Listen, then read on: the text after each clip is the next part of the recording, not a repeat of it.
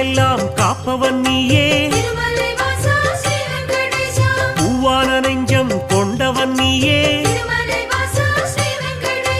காலங்கள் யாவும் கடந்தவன் நீயே, கைதொழுவோரின் காவலன் நீயே, ஞானத்தை அளந்த நாயகன் நீயே, நாடிய செல்வம் தருபவன் நீயே, கோல எழிலை கொண்டவன் நீயே, கோவிந்தா என்றால் அருள்பவன் நீயே, மாலவன் என்று உனை அழைப்போமே, மாமலை எழில் வாழ்பவன் நீயே,